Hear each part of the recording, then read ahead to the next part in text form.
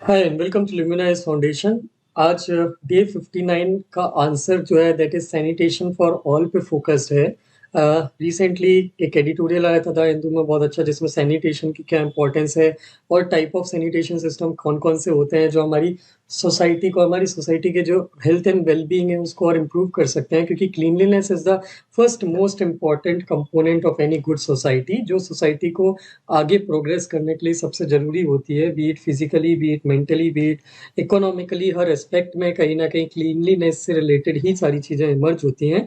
तो उसी कंटेक्स में हम सैनिटेशन फॉर ऑल कैसे अचीव कर सकते हैं, क्या उसका रिलेशन है हेल्थ केयर से, इसी पे बेस्ड हमारा एक आज का क्वेश्चन है। इस क्वेश्चन को पूरा एंड तक देखिएगा डिस्कशन को, क्योंकि इसमें हम अब एक बहुत इंटरेस्टिंग चीज़ डिस्कस करने हैं, जहाँ पे हम ये देखेंगे कि सैनिटेशन सिस्टम हम किन किन टाइप के बना सकते हैं और उनके क्या अच्छी क्वालिटी होना चाहिए, जो बेसिकली हमको हेल्प आउट करती है एक अपने हेल्दी एनवायरनमेंट, क्लीन और हेल्दी एनवायरनमेंट को मेंटेन करने के लिए। So let's start with our question and discussion. हमारा आज का क्वेश्चन है, poor sanitation is a major reason for poor health of the population in Indian cities. Discuss the different sanitation solution systems which can help contribute to the goal of public health. तो हमारे question में basically दो part है। पहला part तो statement form में है, जिसमें हमसे पूछा नहीं है लेकिन हमसे एक चीज डिस्कस करने के लिए बोला गया है कि पुअर सिटीज में, इंडियन सिटीज में जो पॉपुलेशन है उनकी पुअर हेल्थ का सबसे मेजर रीजन जो है पुअर सैनिटेशन होता है।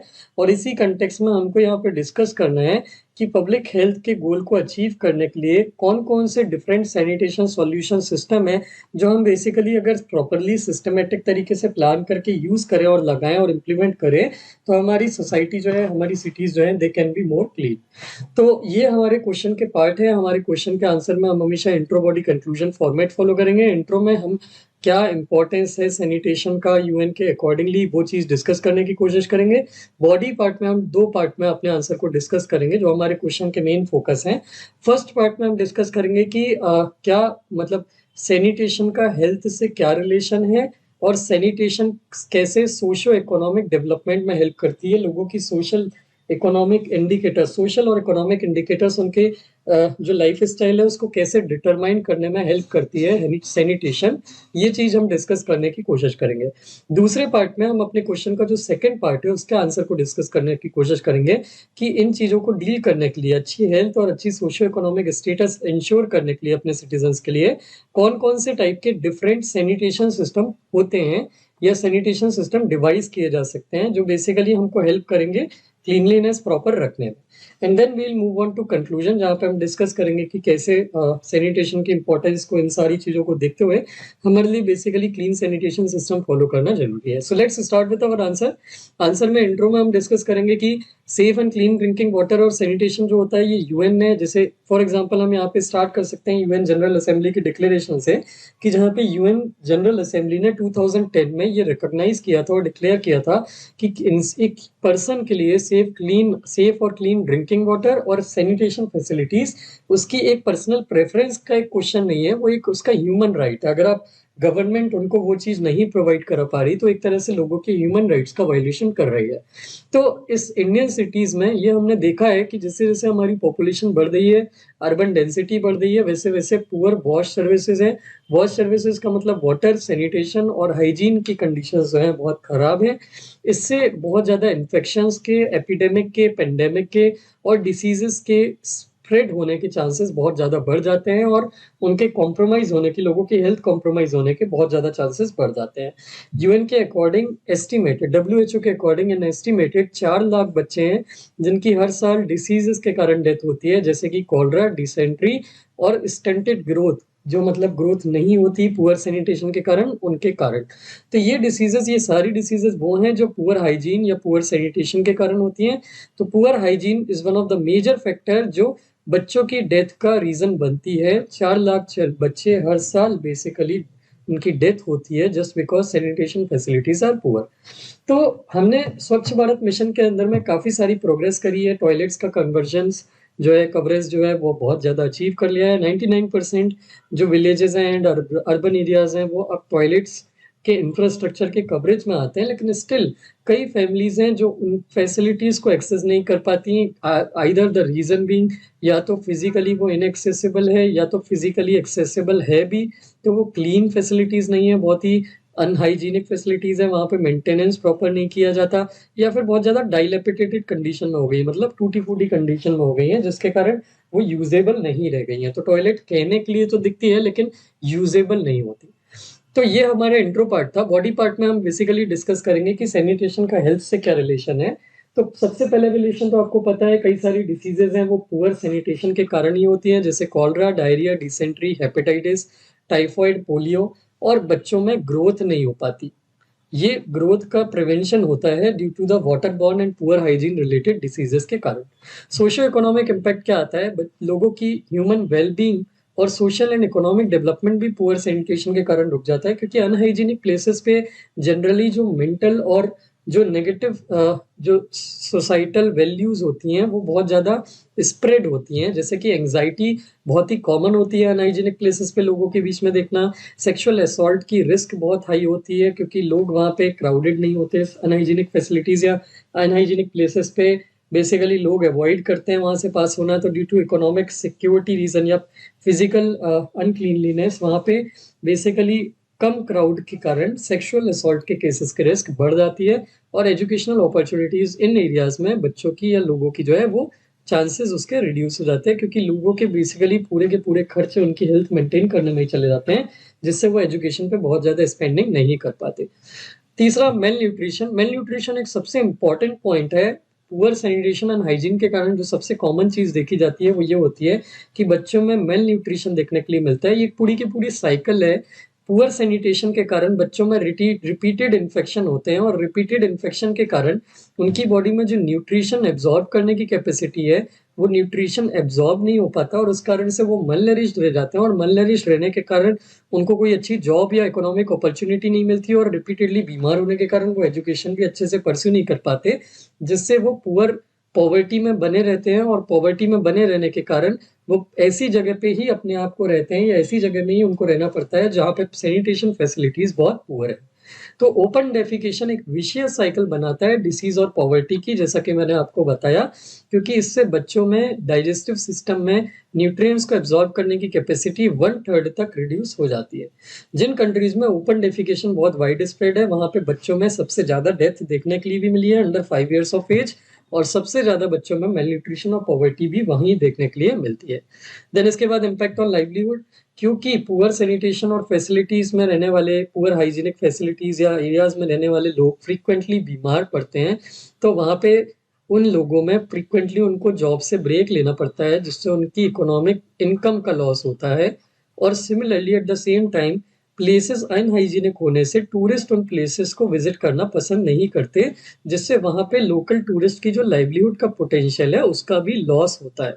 तो इस तरह से अगर देखा जाए तो वर्ल्ड बैंक की एक स्टडी के अकॉर्डिंग इन एडिकेट सैनिटेशन अकाउंट जो है वो बेसिकली $50 बिलियन से ऊपर का लॉस कॉज करता है, और ये एस्टिमेट तो उन्होंने 2006 में दिया था। अगर आज की कॉस्ट के हिसाब से आप देखेंगे तो it will be around $100 billion से भी ऊपर का लॉस होता है, just because the areas are unhygienic and there are no poor sanitation and health care facilities in that reason.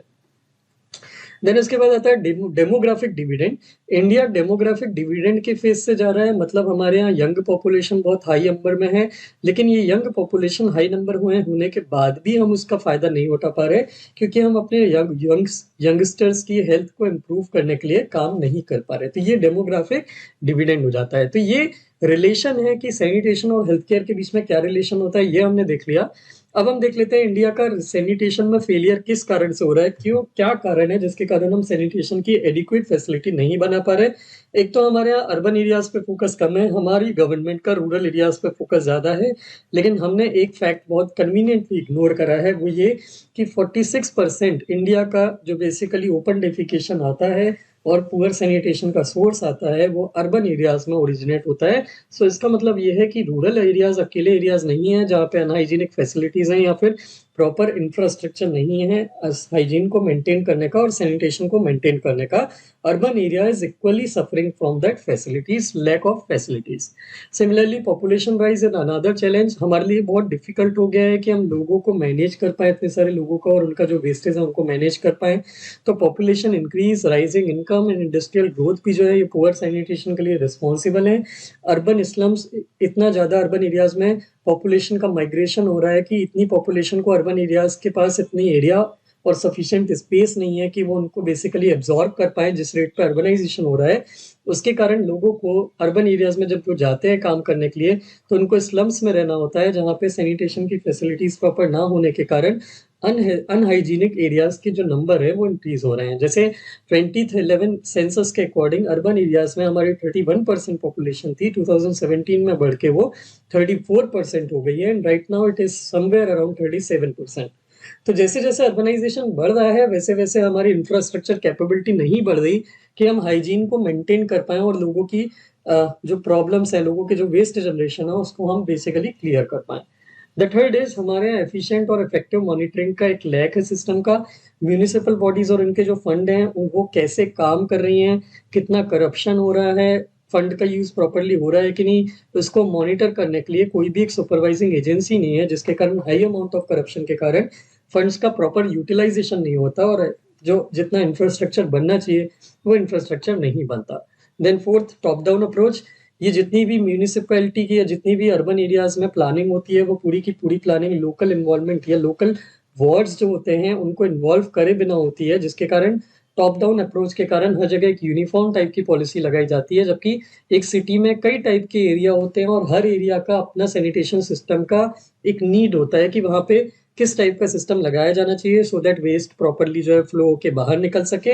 लेकिन ये लोकल इन्वॉल्वमेंट के लैक के कारण टॉप डाउन अप्रोच जो है ये स्लोली चलती है और बहुत ही टाइम लेती है। तो इसके कारण स्लो इम्प्लीमेंटेशन के कारण, मिसप्लेस्ड प्रायोरिटीज़ के कारण कम्युनिटीज़ की प्रॉब्लम सॉल्व नहीं होती है। लास्टली पुअर अर्बन गवर्नेंस, हमारे अर्बन म्युनिसिपैलिटीज़ अभी भी पुराने प्लानिंग रेगुलेशंस और प्लानिंग मेथड्स पे काम कर रहे हैं, जबकि सोसाइटीज़ जो हैं अब चेंज हो रही हैं। वेस्ट वाटर जो जनरेट हो रहा है, ये वेस्ट वाटर जनरेट होने का तरीका, वेस्ट वाटर जनरेट होने के सोर्सेज़, वेस्ट वाटर जनरेट होने के जो अमाउंट है अलग-अलग पॉइंट से, वो बहुत चेंज हो रहा है और इसलिए प्लानिंग को अपडेशन की नीड है, लेकिन प्लान अभी तक हमने अपडेट नहीं करे हैं अर्बन एरियाज़ के, जिसके कारण यहाँ पे अर्बन गवर्नेंस का फ्रेमवर्क पुअर होने के कारण उस तरीके से वेस्ट वाटर का ट्रीटमेंट नहीं हो रहा जिस तरीके से होना चाहिए और रिवर्स और स्ट्रीम्स जो हैं वो और ज़्यादा पॉल्यूट हो रही हैं। सो दीज़ आर द चैलेंजेस या दीज़ आर द रीजंस जिसके कारण सैनिटेशन के फ्रंट पे हम फेल हो रहे हैं। Then we move on to types of sanitation system. हम इन प्रॉब्लम्स को सॉल्व करने के लिए किस टाइप के सैनिटेशन सिस्टम को लगाना चाहिए और कौन-कौन से टाइप के सिस्टम होते हैं जो अगर हम जिनको प्रॉपर्ली एग्जीक्यूट करें तो वो हमको अच्छा एक एडिक्वेट रिजल्ट देंगे। तो उनका डिस्कस करते हैं। तो basically there are two kinds of system. एक होता है on site sanitation system. On site sanitation system का मतलब ये होता है कि आपका जहाँ पे घर है, उस घर के बाजू में ही आप एक ऐसा इंफ्रास्ट्रक्चर या फैसिलिटी बनाते हो जहाँ पे वेस्ट वाटर जो आपके घर से निकल के जा रहा है बाहर, वो वहीं पे ऑन साइट मतलब घर की साइट पे ही वो ट्रीट हो जाता है और ट्रीट होने के बाद उसको छोड़ दिया जाता है रिवर्स या स्ट्रीम में, ताकि वो रिवर्स और स्ट्रीम को पॉल्यूट ना करे। तो ये फैसिलिटी कहाँ पे प्रॉपर्ली इम्प्लीमेंट हो पाती है? ये फैसिलिटी वहाँ पे इम्प्लीमेंट हो जाती है जहाँ पे जैसे कि रूरल एरियाज़ हो, जहाँ पे लैंड का एरिया बहुत ज़्यादा हो और या फिर उन एरियाज़ में अर्बन एरियाज़ में जहाँ पे घर थोड़ा डिस्टेंस पे बने हों। तो ऑन साइट सैनिटेशन फैसिलिटी के लिए आपको घरों के आसपास थोड़ा स्पेस चाहिए होता है। तो वो स्पेस या तो आपको रूरल एरिया में ही मिलता है या फिर अर्बन एरियाज़ में वहीं पे मिलता है जहाँ पे घर थोड़े डिस्टेंस पे हो। लेकिन प्रॉब्लम ये है कि इंडिया बहुत ही क्राउडेड सिटी है, क्राउडेड कंट्री है, पॉपुलेशन ओवर पॉपुलेशन से सफ़र कर रही है। तो हमारे लिए ये पॉसिबल नहीं होता कि हम हर घर के बाजू में एक इंडिविजुअल ट्रीटमेंट प्लांट या इंडिविजुअल ट्रीटमेंट फैसिलिटी बना पाएँ उसके लिए, क्योंकि उससे स्पेस का ऑक्यूपेशन होगा तो दूसरे घर के बनाने के लिए जगह नहीं मिल पाएगी हमको। जबकि हमारी नीड है कि हमको ज़्यादा से ज़्यादा पॉपुलेशन को अर्बन एरियाज़ में सेटल होने में हेल्प करना है, तो उसके लिए ऑन साइट सैनिटेशन सिस्टम काम नहीं करता। But on site sanitation system होता क्या है, ये हमको समझना पड़ेगा। इसके अंदर में सबसे पहला आता है ट्विन पिट और सेप्टिक टैंक, ये 2 चीज़ें आती हैं।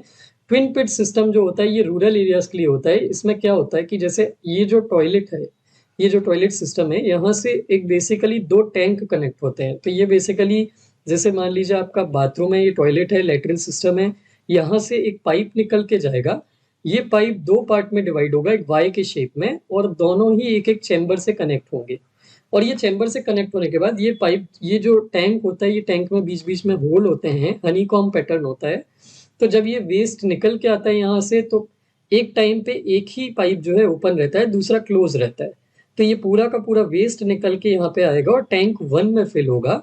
Over the period of time जब टैंक 1 फिल हो जाएगा, पूरा पूरा भर जाएगा, तो ये इसको यहाँ पे बंद कर दिया जाएगा, इसको ब्लॉक कर दिया जाएगा। और फिर उसके बाद ये जो टैंक 2 का पाइप है, ये टैंक 2 का पाइप ओपन कर दिया जाएगा और अब जितना भी वेस्ट है वो निकल के जाके टैंक 2 में जाएगा। अब इसका एडवांटेज क्या है? एडवांटेज ये है कि ये आपको इसके लिए म्यूनिसिपैलिटी को या लोकल बॉडी को है जो है वेस्ट निकाल के जाने की जरूरत नहीं है। जब टैंक 1 में जो स्टोर हो गया फुल, इसको ये 2 साल के लिए क्लोज कर देंगे, मिनिमम 2 ईयर्स के लिए। इसमें से जितना भी पानी है वो बेसिकली होल्स में से निकल के आजू बाजू की सॉइल एब्जॉर्ब कर लेगी और यहाँ पे ये पत्थर से एक ब्लॉक रहता है ताकि वो ग्राउंड वाटर को पॉल्यूट ना करे। तो ये वाटर निकल के जाएगा और सॉइल में एब्जॉर्ब हो जाएगा और जितना भी वेस्ट बचा है वो वेस्ट डीकम्पोज होगा 2 साल में बैक्टीरिया के एक्शन के थ्रू, और डीकम्पोज होने के बाद वो फर्टिलाइजर में कन्वर्ट हो जाएगा, एक तरह से मैन्योर या कंपोस्ट में कन्वर्ट हो जाएगा, जिसको आप 2 साल के बाद इस चैम्बर को या टैंक को खोल के निकाल सकते हो। और ये फर्टिलाइजर या फिर जो कंपोस्ट है उसको आप एग्रीकल्चरल फील्ड में यूज कर सकते हो। इसमें एक बहुत अच्छा एड आया था अक्षय कुमार का, जिन्होंने इसको पॉपुलराइज करने की गवर्नमेंट ऑफ इंडिया की तरफ से कोशिश करी थी। तो ये 2 साल के लिए टैंक बंद हो गया और पूरा वेस्ट अब इसमें जाएगा 2 साल तक। देन उसके बाद जब ये 2 साल में अराउंड फिल हो जाएगा तो इसको बंद कर दिया जाएगा और इसको ओपन कर दिया जाएगा, तब वेस्ट वापस टैंक 1 में जाने लगेगा। और इस तरह से ये वेस्ट वाटर कहीं पे भी रिवर्स या स्ट्रीम में नहीं जाएगा और उनको पॉल्यूट नहीं करेगा।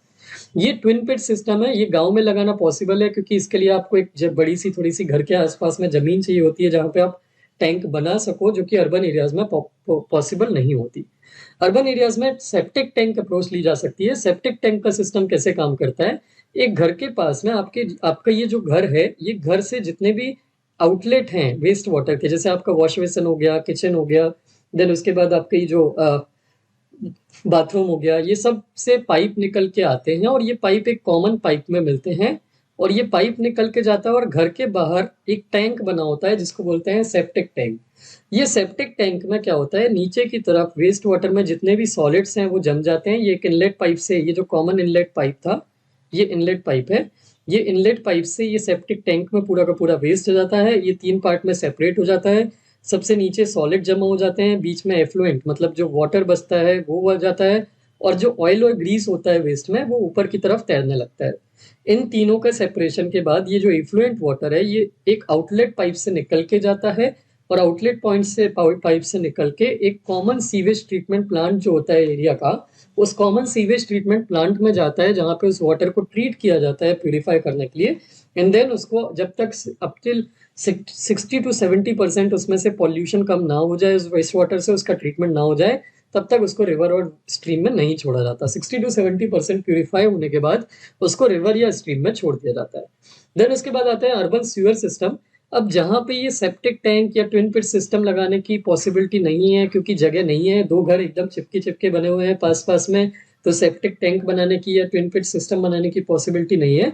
तो अर्बन एरियाज में ये चीज देखने के लिए मिलती है जहां पे हम जिसको बोलते हैं अर्बन सीवर सिस्टम। ये ऑन साइट नहीं है, ये ऑफ साइट ट्रीटमेंट है, सैनिटेशन सिस्टम है। अभी जो ऊपर वाले जो हमने 2 मेथड डिस्कस करी वो ऑन साइट ट्रीटमेंट सिस्टम थे जिसमें हम साइट पे ही ट्रीटमेंट करते हैं। अब आते हैं अर्बन सीवर सिस्टम में। अर्बन सीवर सिस्टम में ये एक नेटवर्क होता है इंटरकनेक्टेड पाइप्स का। इसमें कई सारे घर होते हैं, इन कई सारे घर से पाइप्स जो हैं वो निकल के आते हैं उनका वेस्ट वाटर लेके, और ये सारे के सारे पाइप एक कॉमन पाइप में मिलते हैं। ये कॉमन पाइप पूरे रेसिडेंशियल एरिया और जो सराउंडिंग एरिया है उसको कवर करते हुए आता है, और ये कॉमन पाइप फिर उसके बाद एक सीवेज ट्रीटमेंट प्लांट में इस पूरे के पूरे वेस्ट को लेके आता है जहाँ पे इस वेस्ट वाटर को ट्रीट किया जाता है। ये वेस्ट वाटर ट्रीट किया जाता है। तो ये पब्लिक सीवर हो गया। ये पब्लिक सीवर लाइन में पहले पूरा का पूरा वेस्ट आता है, फिर उसको सीवेज ट्रीटमेंट प्लांट में ले जाके और फिर उसको ट्रीट करके एंड देन उसके बाद उसको रिवर या स्ट्रीम में छोड़ा जाता है। तो ये होता है urban sewer system. The thing is, हमारे ये जो अर्बन सीवर सिस्टम है ये अभी अब आज की डेट में बहुत ही वीक है। हमारे इंफ्रास्ट्रक्चर के लिए, इसके लिए बहुत लार्ज अमाउंट ऑफ इंफ्रास्ट्रक्चर लगता है। ये जो आप ड्रेनेज सिस्टम देखते हैं आपका, ये पूरा अर्बन सीवर सिस्टम का ही पार्ट है। तो इसके लिए आपको बहुत ज़्यादा एक सिस्टमेटिक इंफ्रास्ट्रक्चर बनाना होता है और जिसके लिए बहुत काफ़ी फंड लगता है। और ये अर्बन सीवर इंफ्रास्ट्रक्चर पुअर होने के कारण ही बेसिकली हमारा अर्बन सैनिटेशन प्रॉपर नहीं है और क्लीन नहीं है, और इसी को स्ट्रॉन्ग जब हम बनाएंगे तब हमारा अर्बन सैनिटेशन या हाइजीनिक फैसिलिटीज एरियाज जो हैं वो डेवलप होंगे। तो हमने देख ली टाइप्स ऑफ सैनिटेशन सिस्टम और सॉल्यूशंस जिसके लिए अगर हम काम करें तो हम लॉन्ग टर्म में अपने अर्बन एरियाज को या सिटीज को क्लीनर बना सकते हैं। गवर्नमेंट ने क्या इनिशिएटिव्स लिए हैं अभी तक क्लीन और हेल्दी और सेफ एनवायरनमेंट बनाने के लिए? तो सबसे पहले तो स्वच्छ भारत अभियान उन्होंने लॉन्च किया था स्ट्रीट, रोड और इंफ्रास्ट्रक्चर को क्लीन करने के लिए। देन उसके बाद स्वच्छता पखवाड़ा, इसके अंदर में स्वच्छता पखवाड़ा के अंदर में जितनी भी यूनियन मिनिस्ट्रीज और डिपार्टमेंट हैं, ये टाइम टाइम पे स्वच्छ भारत कैंपेन चलाते हैं रीजनल या एरिया लेवल पे, लोकल लेवल पे, और वहाँ की लोकल पॉपुलेशन को मोटिवेट या अवेयर करते हैं कि आप क्लीनलीनेस रखिए टाइम टाइम पे कैंपेन चला के, सो दैट ये पखवाड़ा एक्टिविटीज के अंदर में क्लीनलीनेस के लिए लोग ड्राइव पे जाएं और अपने एनवायरनमेंट को क्लीन रखें। देन उसके बाद नमामि गंगे प्रोग्राम, इसके अंदर में गंगा के पूरा जो along the course of river infrastructure develop किया जा रहा है कि सीवेज का ट्रीटमेंट प्रॉपरली हो सो दैट गंगा में पॉल्यूटेड वाटर ना छोड़ा जाए। And lastly Govardhan scheme, Govardhan scheme मतलब galvanizing organic bio agro resources धन। इस स्कीम के अंदर में विलेजेस को क्लीन रखने के लिए छोटे छोटे से इंफ्रास्ट्रक्चर सेट किए जा रहे हैं प्लांट, जहाँ पे जितना भी वेस्ट जनरेट होता है उस वेस्ट को हाउस के यहाँ पे इस प्लांट में डाला जाता है और उनसे बायोगैस जनरेट की जाती है जिसको एनर्जी जनरेट करने के पर्पज के लिए यूज किया जा सकता है। तो ये गवर्नमेंट के कुछ बेसिकली स्कीम्स हैं, इनिशिएटिव हैं जो आपको याद रखना है। कंक्लूजन के लिए अगर मैं बात करूं तो आपको यही जो हमने डिस्कस किया है इसको समराइज करना है कि सैनिटाइजेशन जो है, सैनिटेशन जो है, ये बेसिकली हेल्थ से इंट्रिंसिकली या क्लोजली रिलेटेड है। और poor sanitation system preventable diseases के एक लीडिंग कॉज है। प्रिवेंटेबल डिसीज किस लिए बोलते हैं हम इन डिसीजेस को, जैसे कॉलरा, डिसेंट्री, डायरिया हो गया, क्योंकि अगर आपने हाइजीन मेंटेन करी तो ऑटोमेटिकली आपका जो ये डिसीजेज हैं ये होनी बंद हो जाएगी। इसके लिए आपको अलग से कुछ करने की जरूरत ही नहीं है, सिर्फ साफ सफाई रखने से ही आप इन डिसीजेस को स्टॉप कर सकते हैं। और access to safe drinking water and basic sanitation facilities सिर्फ हेल्थ और सस्टेनेबल डेवलपमेंट के लिए जरूरी नहीं है, ये पॉवर्टी खत्म करने के लिए भी उतनी ही जरूरी है। और इसलिए इसको अचीव करने के लिए हमको जितने भी अच्छे हो सके उतने अच्छे प्रोग्राम्स एंड प्लान्स बनाना है to make it more and more better and successful. So I hope this answer was clear to you. If you like the video, please do share it with your friends who are preparing for exam. अगर आपने channel को subscribe नहीं किया है तो please do subscribe to the channel to get the daily updates of answer जो मैं डालता हूँ आंसर राइटिंग के वीडियोस। एंड टेलीग्राम पे हमारा एक चैनल है जिसकी लिंक आपको डिस्क्रिप्शन में मिल जाएगी। तो आप if you want the daily PDF of the answer I discuss in this video तो आप वो पीडीएफ के लिए उस टेलीग्राम चैनल को ज्वाइन कर सकते हैं जहां पे मैं इस आंसर की पीडीएफ आपको रेगुलर बेसिस पे प्रोवाइड कराता रहूंगा। Thank you very much for watching the video.